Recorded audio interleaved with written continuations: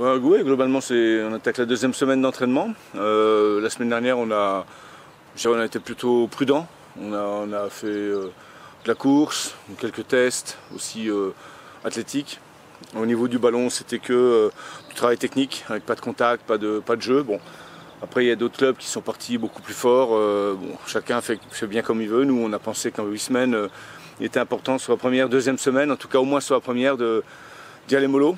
Voilà, on n'a pas envie de perdre 2-3 joueurs au passage. Donc là, on attaque maintenant sur la deuxième semaine avec je dirais un programme plus corsé en termes d'intensité foot, avec les conserves. On n'utilise toujours pas les gardiens, mais bon voilà, des choses un peu plus réduites en nombre aussi par rapport aux exercices, donc un peu plus dans l'intensité. Oui, voilà, cette semaine qui arrive là sera une semaine avec déjà un bon contenu. La semaine de stage ou les 6 jours de stage, ça va être pareil, conclu par le match amical. Donc on aura bouclé déjà quasiment 3 semaines. Ça sera déjà du bon boulot, ça passe finalement assez vite. Voilà, c'est plutôt une bonne chose.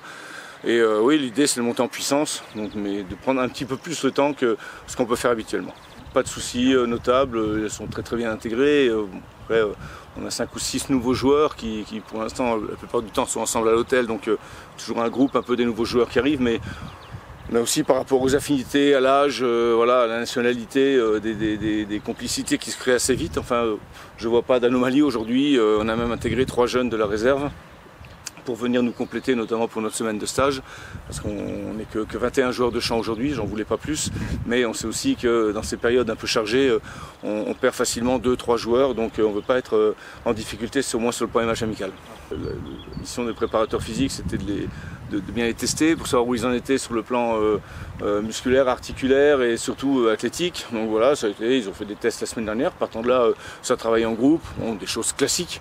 Voilà, on essaye de mettre les gens dans leurs possibilités actuelles, qui seront peut-être dans quelques jours, quelques semaines, je l'espère, plus importantes. Mais en tout cas, sur ces premiers bilans, on n'a pas vu d'anomalie. Non, pas beaucoup. Après, on a toujours nos coureurs à pied, ça c'est clair, et puis des gens qui courent beaucoup moins, qui sont plus dans l'intensité, dans le sprint, notamment les attaquants. Mais bon, globalement, on a des groupes assez homogènes, voilà, de ce que j'ai vu sur le travail athlétique, purement course, ce qui est toujours une petite partie uniquement de notre entraînement, parce qu'on fait quand même beaucoup de travail avec ballon.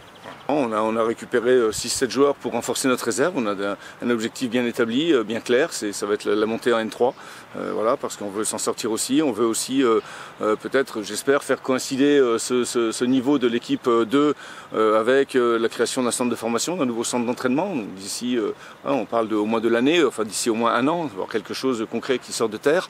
Et ça serait une très bonne nouvelle d'avoir cette équipe qui accède. Bon voilà, donc on a voulu vraiment la renforcer, alors en gardant nos bons joueurs du club, c'est important, et en allant chercher 4, 5, 6 joueurs, des jeunes, hein, c'est que du 19-20 ans qui nous rejoint, mis à part peut-être Bouzid qu'on connaît, qui était déjà là, un peu en plus il y a le Bourgoin, donc, enfin Bourgoin de Limonest, c'est un peu comme Flomich l'année dernière. Voilà. Donc ces garçons-là, pour l'instant, ils sont avec nous pour cette semaine, pour la semaine de stage, on verra après, par rapport à notre effectif, par rapport aussi à la valeur qu'ils vont nous montrer.